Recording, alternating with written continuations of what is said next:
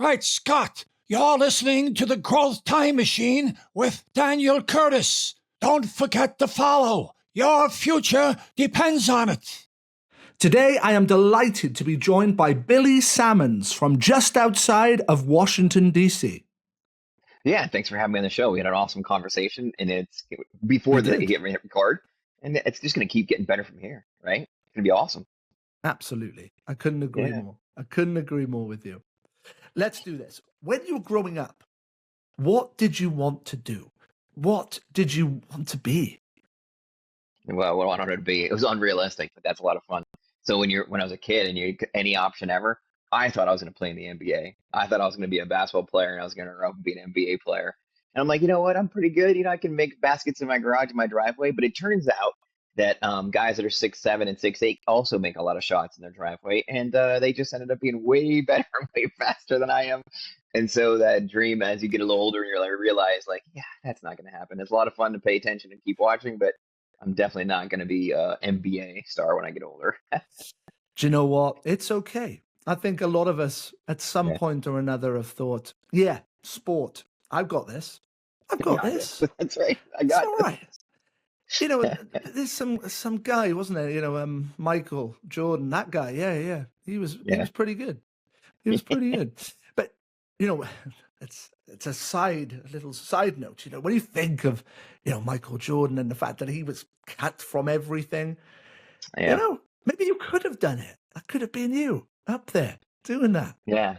The more you hear about him, though, more you realize how unbalanced his life was, like how incredible. obsessed he was. And you're like, you know what? At some point, that's just not who I am and who I was. Even if I had the talent, I don't know if I had the obsession. It's two different things. I so agree with you. I really do. I don't think I have it in me to do what that took. But maybe in other areas, and this is what we'll perhaps uncover, as we go along, that the NBA wasn't for you.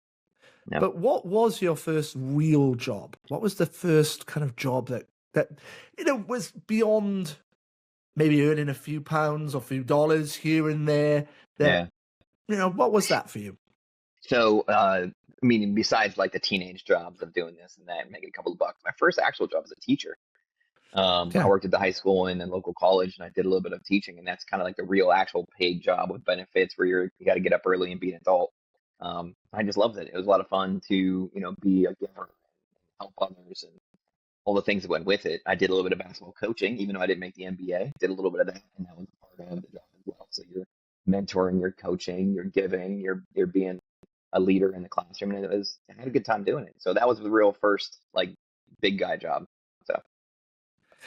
So in many ways, you got to inspire and and I'm sure some of those people that you taught and coached probably did go on to some interesting things. Yeah. Oh yeah.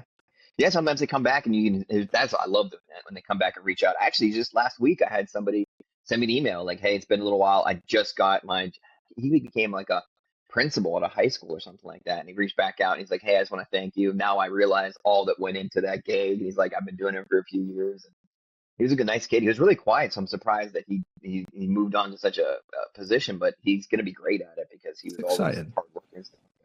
It is. That's the best part, is seeing the kids later being adults, but it's really a delayed gratification thing, isn't it? Like that took about 10 years. My grandfather always said he coached, what was mini rugby union here. And he said people turned into, police officers. They went in the RAF. There were so many careers. And, they would look at him and think, yeah, you had a part to play in that. And he loved that. Yes. So what do you do now, or what became that kind of big part of your life?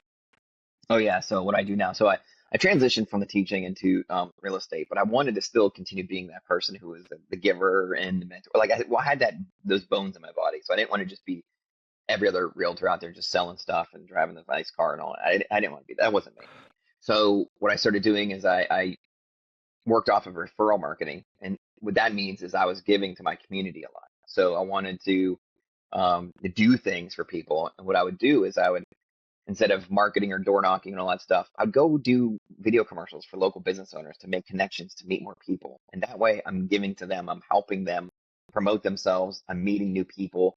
And my business was really like growing because of it. It was a side effect. I really wanted to just be a giver and known as somebody in the community that was helpful and productive.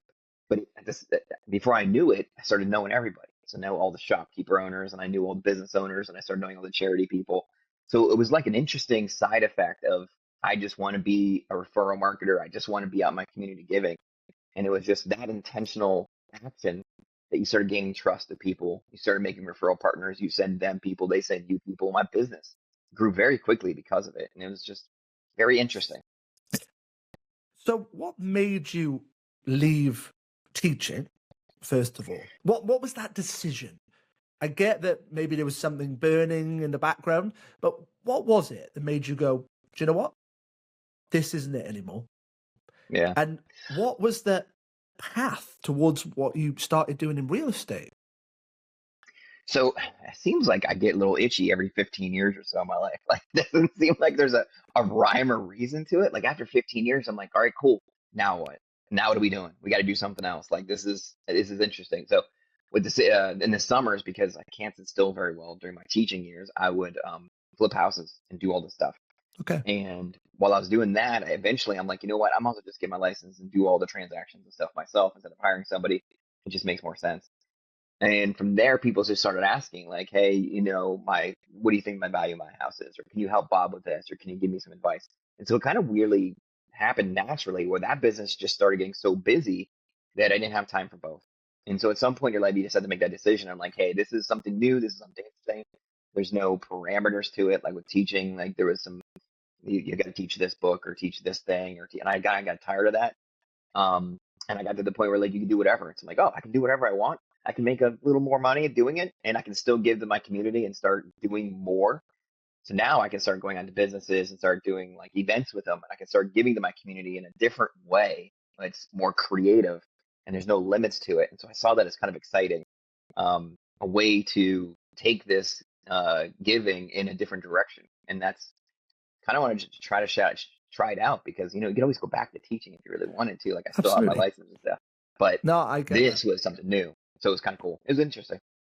So you've done some varied kind of work, and Yeah. I'm intrigued to know though, Yeah. what is it you're most proud of?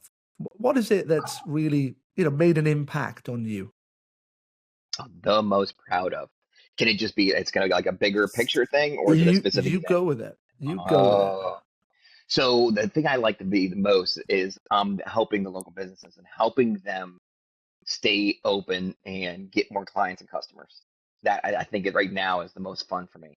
And I always like to think to myself, like, if I didn't do the promotion with them, or if I didn't help them with a commercial and some marketing, where would they be? Or even making connections, like, oh, this business owner, I connected with that business owner, and now they're collaborating and working together, and they're profiting and they're doing much better. I love seeing our local businesses doing well.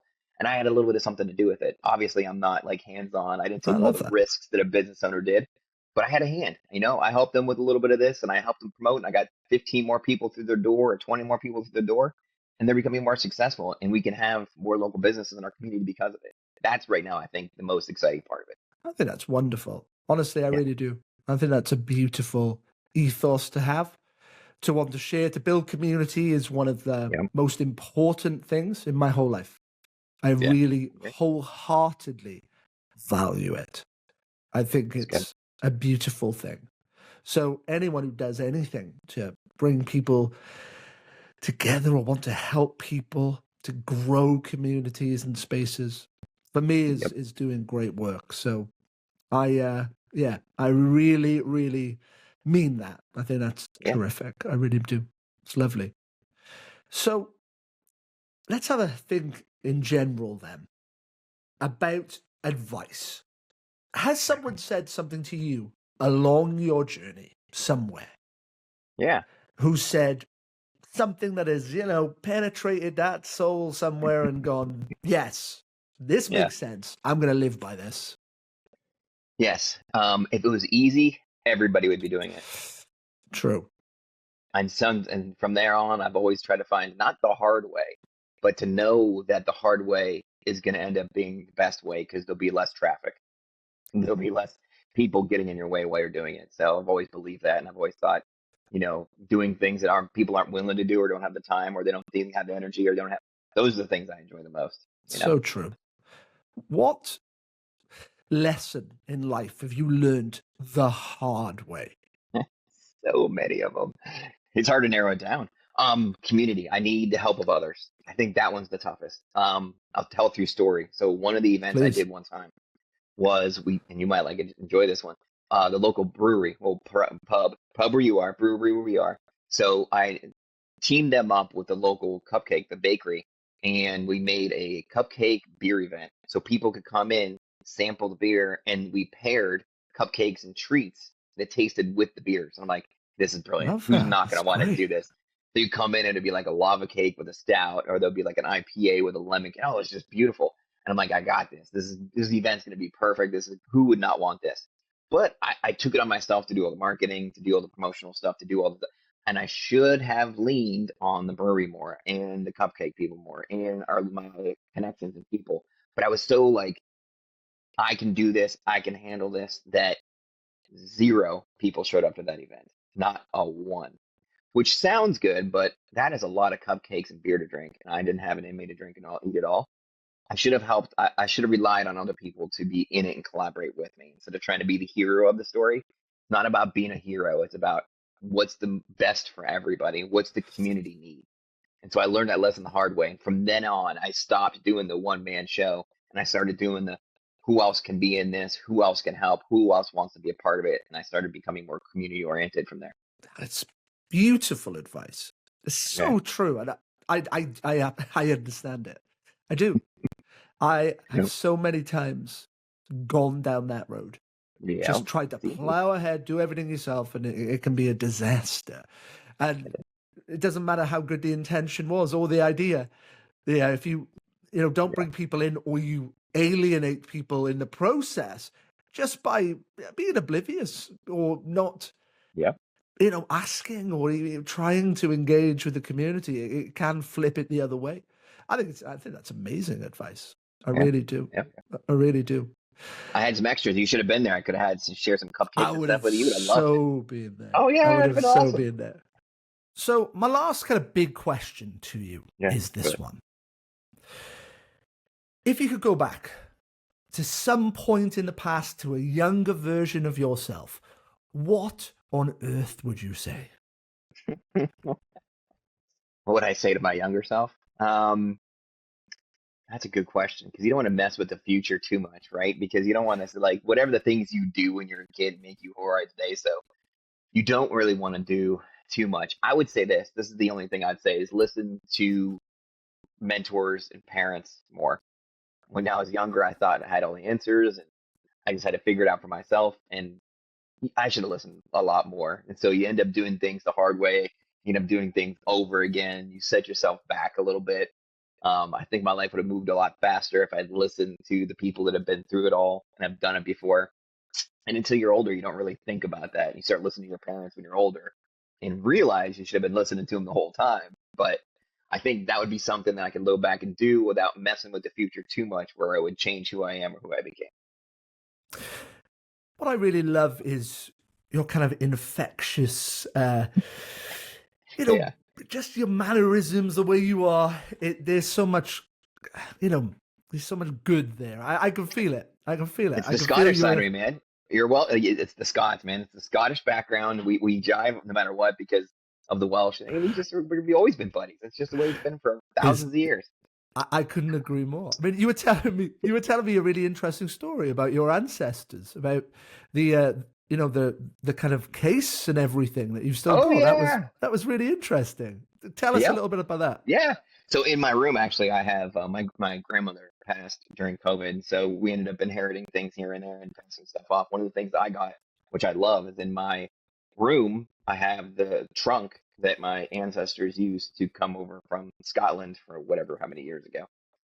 It's this little wooden box, and it's like 2.5 feet long.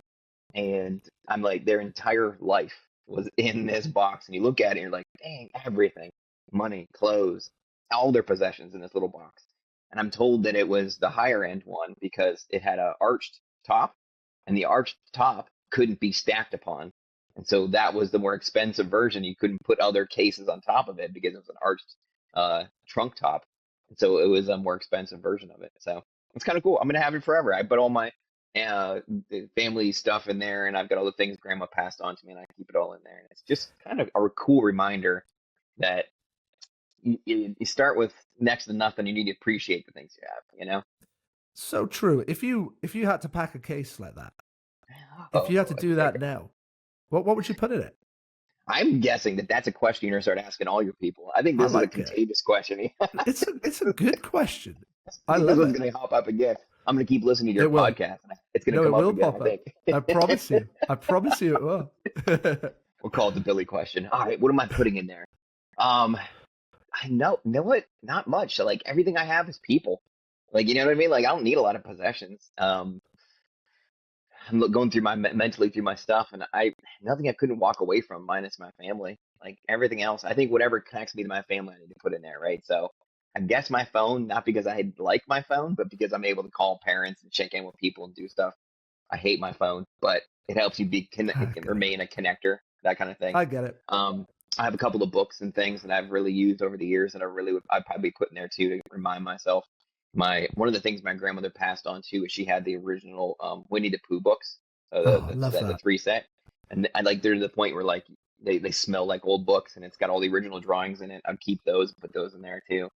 But I'd probably leave a lot of space. What I'd do is I'd leave a lot of space in it, and then pass it to my son so he can put a few things in it, and then he's got to pass it to his son or daughter so they can put more things in it. I would like to leave a lot of room in there so that way people can keep adding to it, I think. I love that. It's a great question, actually, and I give you that one. I like it.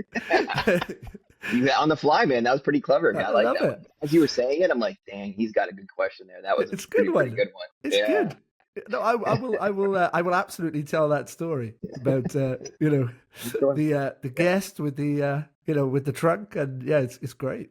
I'm gonna get you a picture. I'm gonna follow up. I'm gonna send you a picture. Would you? That would be so great. No, I would love personally, and I would love to see that. I really would. Yep, you got it. Tell me something. If you had to leave a message for the world right now, what would you say? Ah, man. So I think everything really boils down to a generic golden rule. I think it really does. Like all the stuff that's going on in the world, all the politics and all the crazy things, all the people acting. If you just treat other people the way you want to be treated, I think you just got to keep it that simple. Like you walk up to somebody, should I be mean? I don't know. What I want somebody yelling at me, or what I want somebody taking this away from me, or what I want. That's it. I mean, that's so simple. Like you see somebody and, maybe they're having a bad day and you just say something nice to them or compliment them, or if I was having a rough day and somebody said something nice to me. There was one time I was walking to the Walmart line and I was having a rough day. And this little old lady was working behind the counter, and she said something like, "Oh, I didn't know George Clooney shopped here." And I'm like, "Oh, that's some funny stuff." And it changed like my whole day. It's just really kind of a funny thing. She was kind of teasing me a little bit while I was frowning. So it all comes down to like something as simple as golden rule. Just start treating each other better, because we're not here that long. In the end, the money's not worth it. Who cares? The possessions, all the other things, like people remember how you treated other people. That is our currency, not the dollars or pounds or money. That's how you treat everybody else, and that's how you're gonna be remembered forever. So, golden rule. That's what I'm going with. I love it. How on earth would somebody find you if they wanted to? How could they look at what you do? Or I don't know if you've written a book, or if you're going to write a book. What's going on in your life? Tell us about it. Man. So I have the books. Yeah, the book is actually told as a parable, and the story of a young person, loosely based on me, who got into a career that was in sales and wanted to do referral marketing, wanted to work off of people they knew and to be able to give back to their community. But at some point, like you only know so many people, right? You run out of friends and family, and you're like, all right, now what do I do? Like the well's dry, like there's nobody else to contact. What do you do now? And so it goes through the journey of him figuring out, like, I can start reaching out to my community and I start making connections. As long as I have something to give and I give with intention, like the number of people I can meet is infinite, and I can continue doing this. And it kind of walks through the whole process. And in the books, it's got all the handouts and all the guides and the systems that I've developed over the years, things I've learned and mistakes I've made, and all of it's in there. Easiest place is just the website. It's got everything on there, and it's referral www. Connectorblueprint.com. I forgot there for a second, man. That's all right. We all do it. So it's in there, and if you go to that spot, it'll have everything you need, and it's got the book and some lessons and podcasts, and all the different things are all in there, and you can check out some stuff and learn that it's really easy. I give away the entire system. So if you go in there and you see blueprints, you go in there, I'll give you the whole system. You can have it, because I think it's so valuable to have a system behind yourself. You can't just give, because if you're just giving all the time and not without any thing behind you, without any plan, you're gonna burn out. You're gonna get tired. It's not gonna be worth it. To be an effective giver, you gotta have like a plan behind you. You've got to have a system. And so with that, you can give to as many people as you want. I just think more people need to have it in their hands, and to be able to give with intention and to have a system behind them is just the best way I can help and serve others. Incredible. And I'm going to make sure that we put those links out as well, because Yeah, I think that's important. Cool. It's really great that you're sharing what you've done, and you're not precious about trying to make fortunes and so on. I think, the best things are like that. I'm really grateful to talk to you. I think you've got a great message. I really like it.